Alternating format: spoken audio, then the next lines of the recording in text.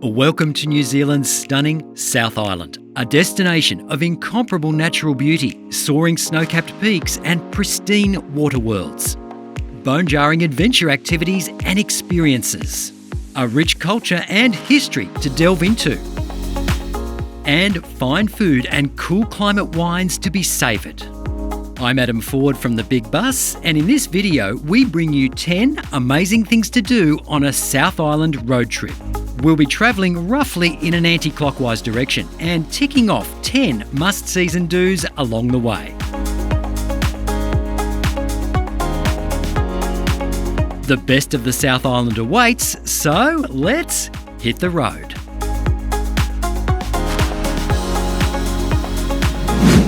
You'll see plenty of geological oddities around the South Island, and our first stop is Punakaiki on the wild and woolly west coast, home to Paparoa National Park and its famous Pancake rocks. You can view these intriguing limestone formations from a number of well-maintained boardwalks, high above the pounding waves of the Tasman Sea. On to the town of Hokitika, which is renowned for the production of Waipounamu, also known as Greenstone and jade. Mountain Jade has been creating and showcasing greenstone carvings since 1986, and it's the spot to learn more about this art form.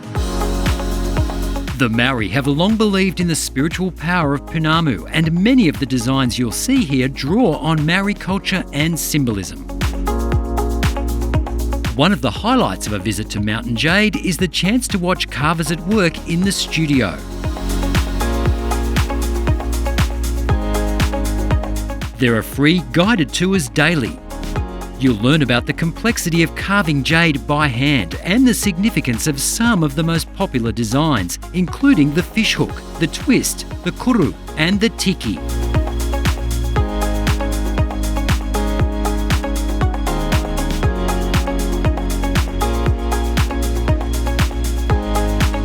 The tiki represents the human form and connections with family and ancestors, and is said to bring the wearer good luck. Sounds good to me.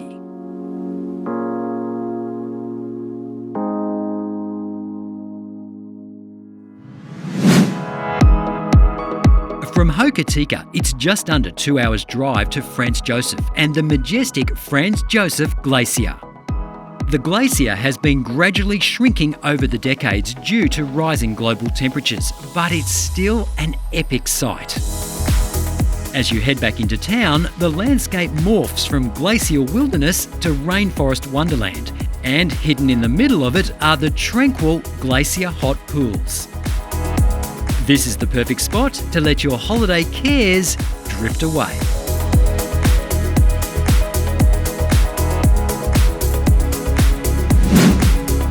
Quick mention to the food and wine on the South Island. It's superb, and you're going to encounter no end of delicious delights.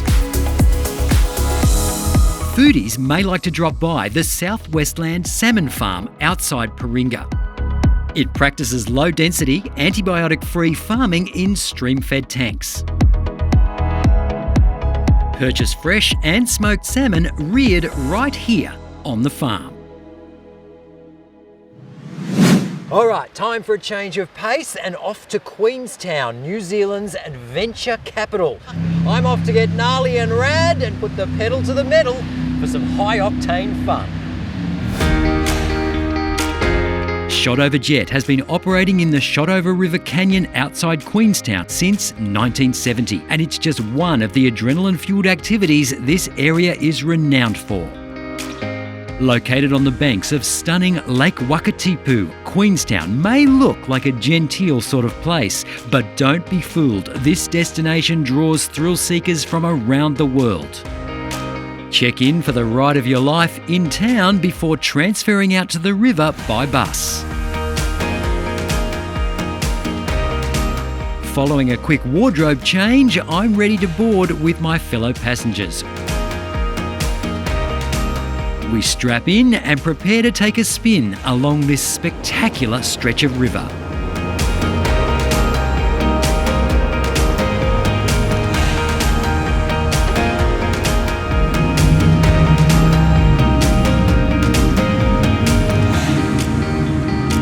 Shotover Jet's drivers are expertly trained, and while there are plenty of thrilling moments, safety is the #1 priority.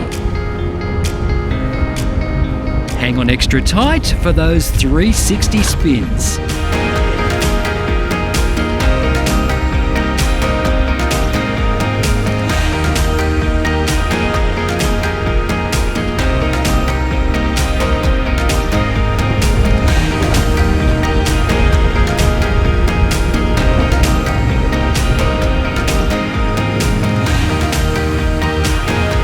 There's only one word to describe this experience: epic.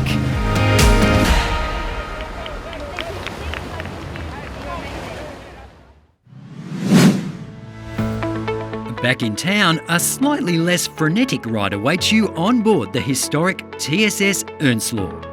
Real Journeys offers leisurely 90-minute cruises on this iconic steamship, which was launched in 1912, the same year as the Titanic.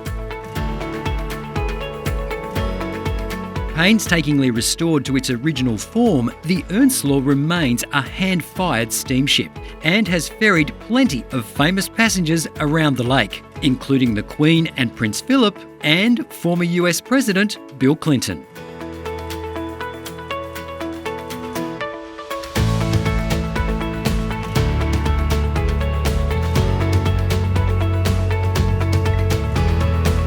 Cruises depart regularly throughout the day.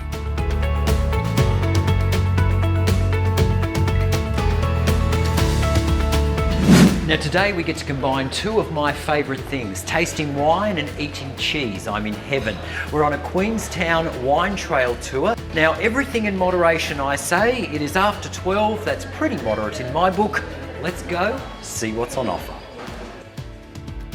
Queenstown offers easy access to the Central Otago region, which is world renowned for its cool climate wines. This tour visits a selection of boutique wineries, including Amersfield wines, and I'm keen to learn more about two of the region's signature drops, Pinot Noir and Riesling. So we're on the 45th parallel south. 45th parallel north is Burgundy and France, and that's where Pinot Noir originates from. So by having it on the same latitude, you've got a really good base for lovely warm days and really cold nights, and that's what the Pinot Noir needs, and that's what it thrives on. Rieslings love this part of the world because of the soil type that they're in, so they do thrive on that, and it really comes through with the wine. Most people tend to think that they're sweet, however you can get lovely dry, lovely crisp apple characteristics of the Riesling, and they really are starting to make a comeback, which is pretty exciting. Our next stop is Gibston Valley, home to both a winery and a cheesery. Gibston Valley has some of the region's oldest high-altitude vines, alongside New Zealand's largest wine cave. It's just a wine cork's throw from the cave to the Gibston Valley Cheesery, which specialises in sheep, cow and goat's milk cheeses, handcrafted in traditional European style. We opt for an optional guided cheese tasting and work our way through a variety of award-winning cheeses.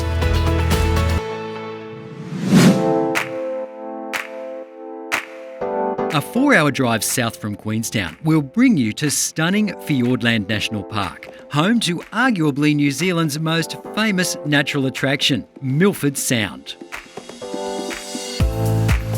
We're cruising the Sound with Real Journeys. Their vessels offer purpose-built observation lounges and large decks with plenty of space.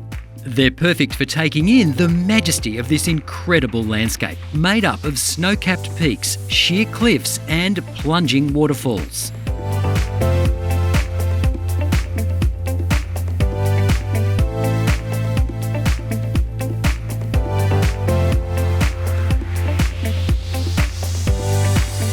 We've lucked it with the weather. The region sees around 7 metres of rain a year. But today, the locals seem more than happy to lap up the sunshine or frolic in the deep waters of the Sound.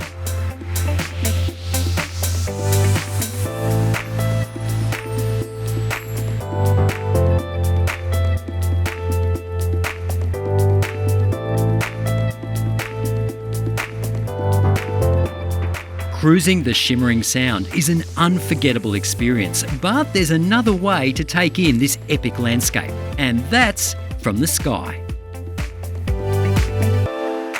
Milford Helicopters offers scenic flights that depart from Milford Sound, and the mountain vistas are truly awe-inspiring.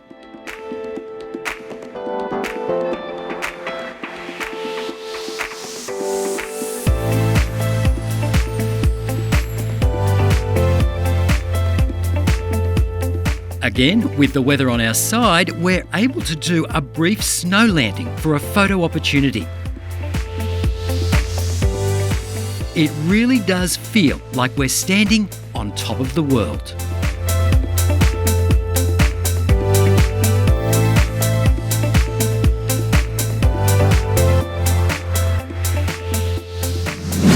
Now, there's no doubt about it, us Aussies love a good castle, so we're not going to miss the opportunity to visit the only one here in New Zealand, just outside Dunedin. It's Larnach Castle, built in 1871, and it's a great chance to steep yourself in some local history.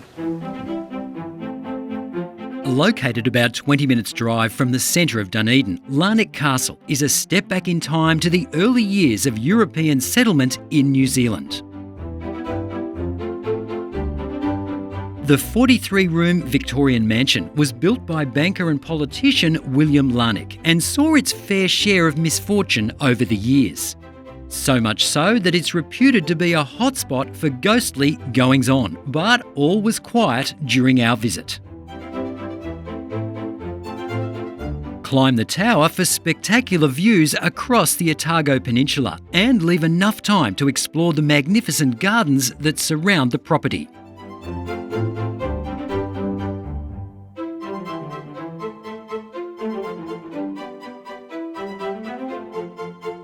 It's possible to arrange a tour of the castle and garden with an expert local guide.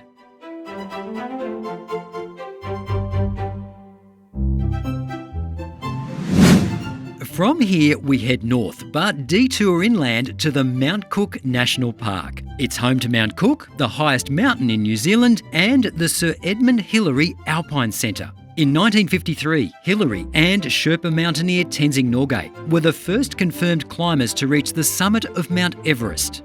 The centre features a fascinating array of memorabilia from the life of this towering 20th century explorer. And finally, while so much has changed in Christchurch in the face of extraordinary adversity, some things remain comfortingly familiar.